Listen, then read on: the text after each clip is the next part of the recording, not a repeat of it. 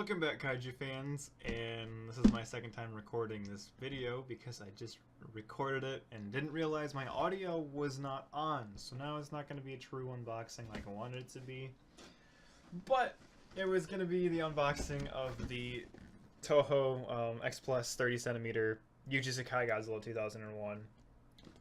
As you can see by the box, it has the Yuji Sakai sticker, and it has the picture of the figure like this with the silhouette, kind of like anything that the Yuji Sakai line of the X Plus 30cm kind of looks like. They have the box design like this, and yeah, I picked this up, and it was cheap because the box is damaged. So there's that. Box looks really cool. And since I already recorded the video, the figure's already out of the box and attached together, so here it is. So, right, not an actual unboxing anymore because I didn't record it correctly, but I can tell that my audio is on now, so I won't make that mistake again.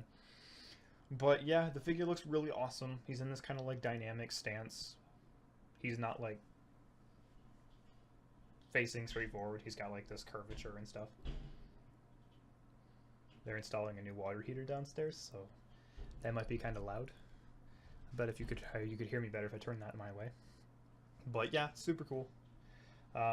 There isn't really any super noticeable seam lines, minus the kind of like under kneecap regions. That's really the only thing that I've noticed. There are seams on the arms, but you can't really tell that much because they're up here, they're up high.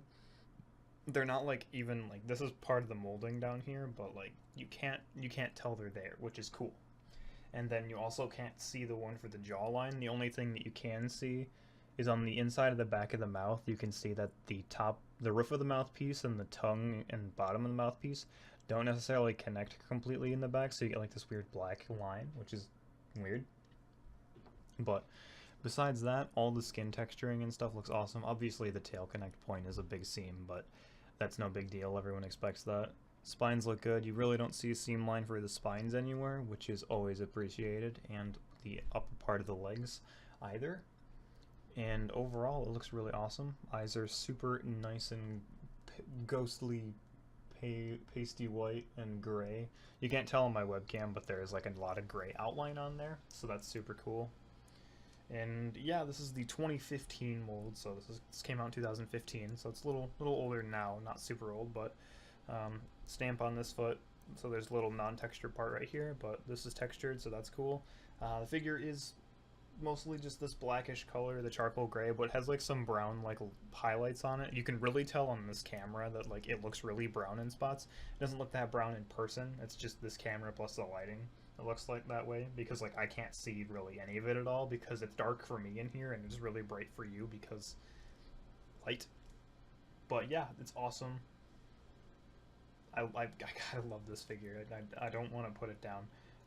One awesome thing is this one actually comes with a tail stand, so his tail will actually sit flush, which is not the case with the Yuji Sakai 89 that I got. It doesn't have a tail stand, and it needs one more than this figure does, and I don't know why it didn't come with one, but whatever. I have the 91 Yuji Sakai mold on the way, the Shinjuku version, and that's coming with a tail stand, so I don't know why the 89 one didn't, and those two are, but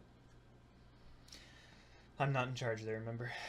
But yeah, I love this figure. I love the 01 design, and I think having this just kind of lets me appreciate it even more. I have the monster arts, it's back here on this shelf, like right there, but they're basically the exact same level of detail because they're both Yuji Sakais. It's just on a bigger scale, it's easier to appreciate, and that's what I like. I love the detail in the spines too. Like, I'll put it this way so I don't stab anything with this tail, but like, God, this camera, 1080p camera, doesn't do it justice, and it also won't focus. But God, I just love the texture on this figure. It feels so awesome. And then like his head's like perfectly sized, big menacing, scary head. I honestly like my definitive design for Godzilla, not my favorite design. My favorite design is the 2099 suit. This is like the definitive design for Godzilla for me. Like if I think of like a Godzilla, what he's supposed to represent, it's like this, because this isn't too far off from the 54 suit. He's kind of like supposed to represent similar things, and he's still got like that that scary kind of like horror beastly look to him. The only major things that are different for this suit is that it's got a little bit more of a crocodilian look to it, but like the spines are super traditional, his body shape is traditional, he's kind of got like the belly and like the really big legs and the really small arms, and then like the tail that isn't like super long, but it, you know, it's got length to it because it's a Millennium suit. They had to take their justices somewhere, but like this is it right here. Like super awesome.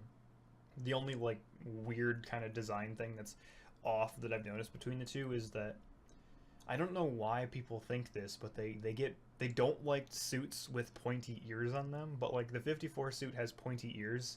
This one has concave ears, so you don't see them unless you're like looking from the back, and then there's that little concave hole on his head right there. So I don't know, that's like the main difference. But I don't think pointy ears would have looked right on this figure or this Godzilla anyway, so that's fine with me. I think the Godzilla and this figure is perfect. I think Yuji Sakai knocked it out of the park with this one, and I definitely recommend this one over the other X Plus 30 centimeter. That's the non-Yuji Sakai one, because I think that one just looks bad in comparison to this one. This one's the way to go if you're gonna get one of the two, and they're floating around 200. 190, 170 if you get a good deal. Mine was 150 because that box was smashed up a lot, so whatever. Figure's fine. Back side of the box, don't really care about. It's the front side that's the pretty side. I always remember that. So yeah, that's really gonna be it. I'm sorry that you guys didn't get to see me actually take it out of the box because I suck at recording, but hey, it happens. Everyone makes mistakes. And that's gonna be it for this video.